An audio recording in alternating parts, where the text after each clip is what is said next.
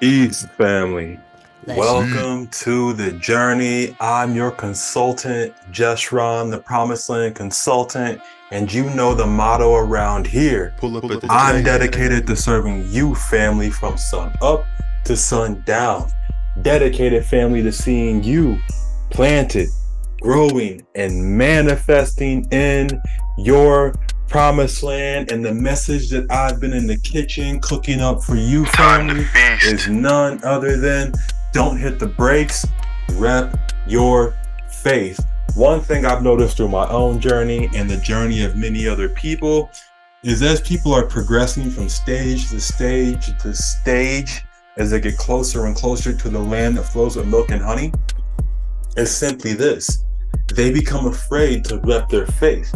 They don't keep their God's name in their mouth. They're not continuously saying to everybody around them that powerful name of the God of Abraham, Isaac, and Jacob and his risen Messiah. They're not talking about Yahweh. They're not talking about Yah. They're not talking about Yeshua and how strong that name is and how it helps them overcome. For some reason, they get gun shy and they stop saying it. Well, today, I want to put the emphasis back on repping your faith. I want to put the emphasis back on how powerful that name is and why you should be repping it continuously as you walk through these 3 stages that I have behind me. Actually, is vital to your survival that you rep his name in each one of these stages, because it's what will help you transition from each one to the other. And you already see the first one that we're starting on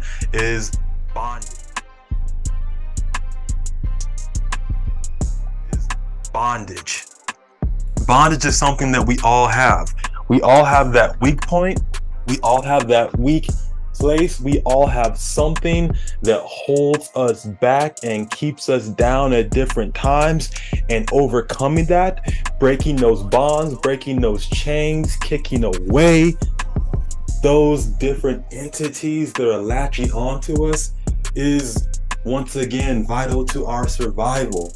We have to. The one that's always played with me for so long was lust of the eyes, love women, love watching women, something that kicked me in the butt for years. I had picked it up as a young child and didn't get rid of it until my late 30s, right? It took me a long time, family. The addictions that we have, whether it's substances, whether it's pills, whether it is social media, it can be anything and everything can become a form of bondage to us. It could be something that was once good to us, like wine, but we let it become something that is a snare and a thorn in our flesh.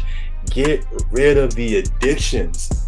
They dull your shine, they dull your shine, they dull your mind, they dull your walk. And if you don't get rid of them when you get to your mountaintop, they are sure to have you backslide, to moonwalk out of the place that was meant for you to operate at your optimal performance. Family, cut it off. Family, call on the provider's name. Family, scream out in the name of the God of Abraham, Isaac, and Jacob and his risen Messiah. Do it. Try it. Fight it. Once you are done with your bondage, once you get out of bondage, the next spot that you will find yourself in is the valley.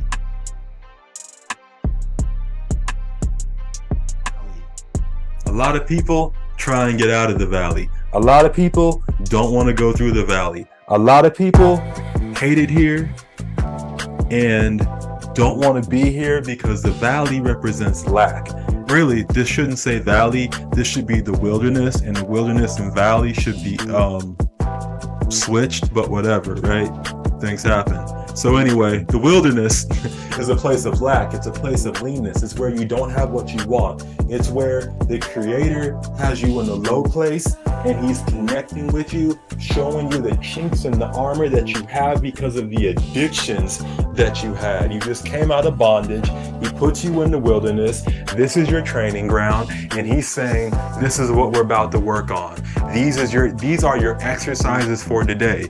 Can you overcome the naked woman that shows up? Can you overcome the succubus that's over here? Can you overcome porn when it just pops up out of nowhere in your feed? Can you overcome? If you can't, you will go in circles. I said you will go in circles in the wilderness in the place of lack. This happened to the first generation of Israelites that came out of bondage. They couldn't get over the issues that they had. It may have been disbelief. It may have been serving other gods like Apis, the golden bull, or whatever.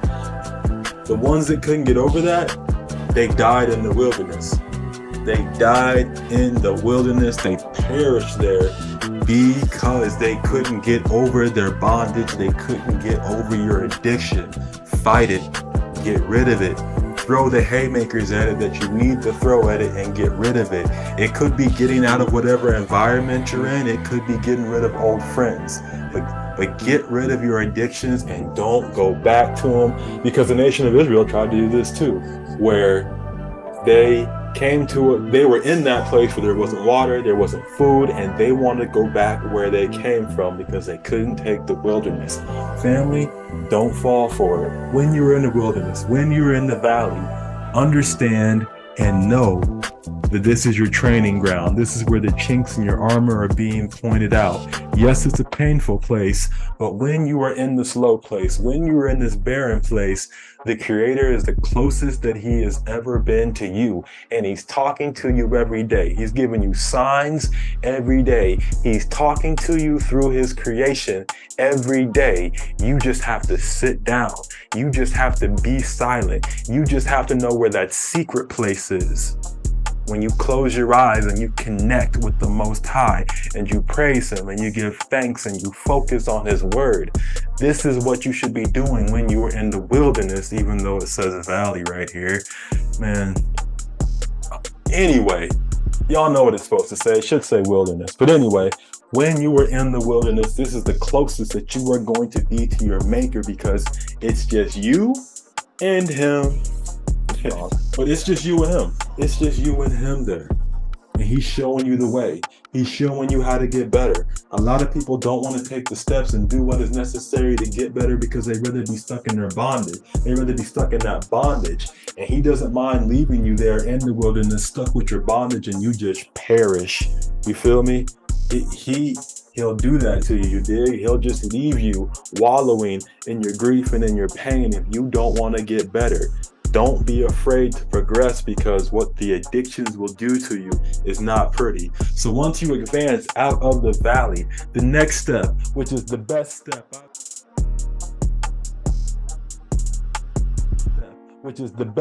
I believe, is the mountain top.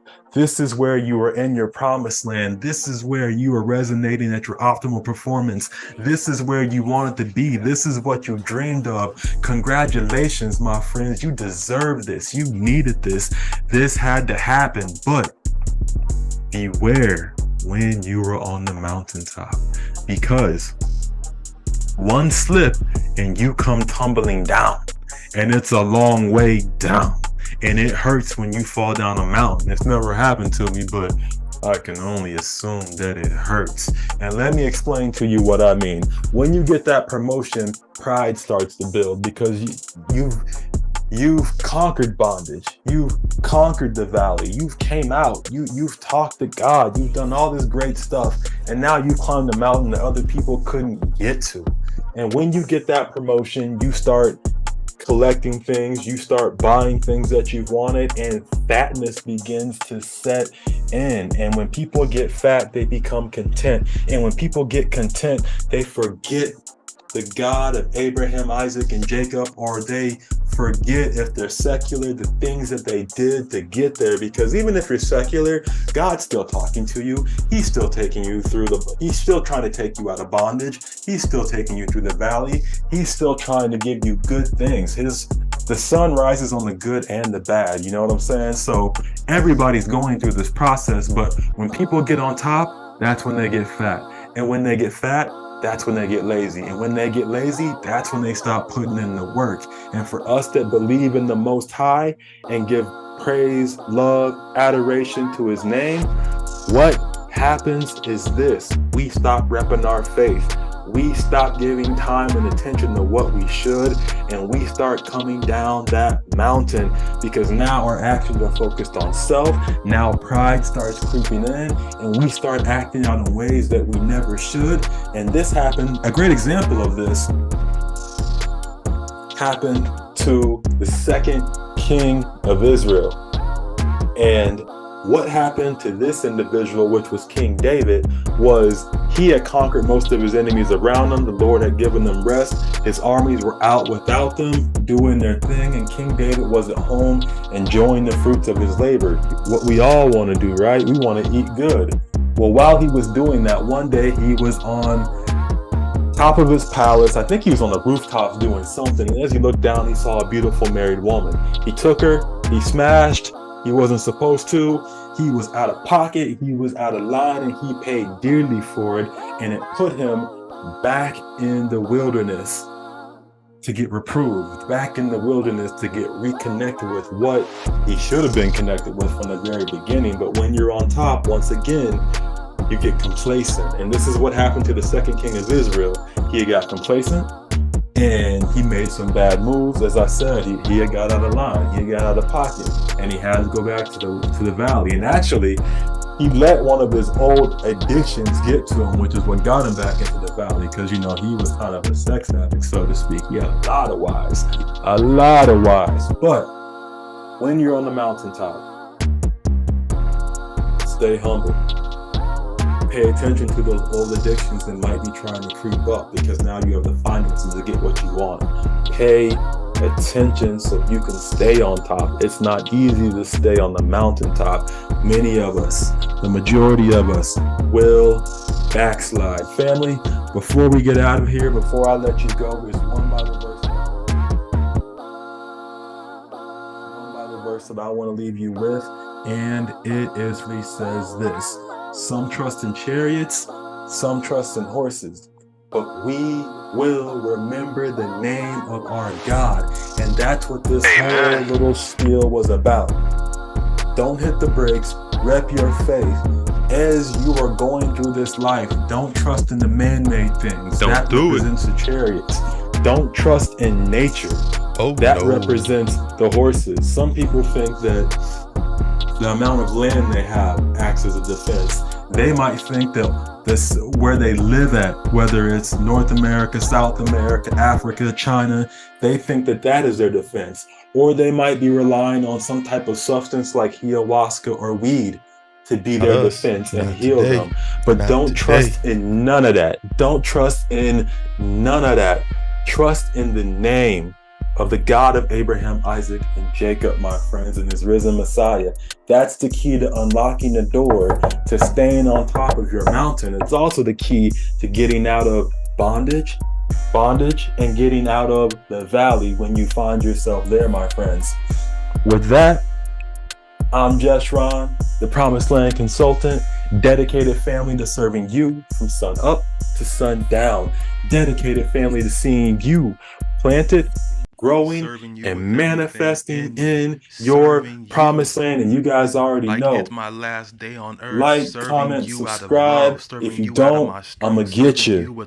I hope each and every one of you have a blessed one until I see you in the next one, my friends. The God of Abraham, Isaac, and Jacob, giving it up daily.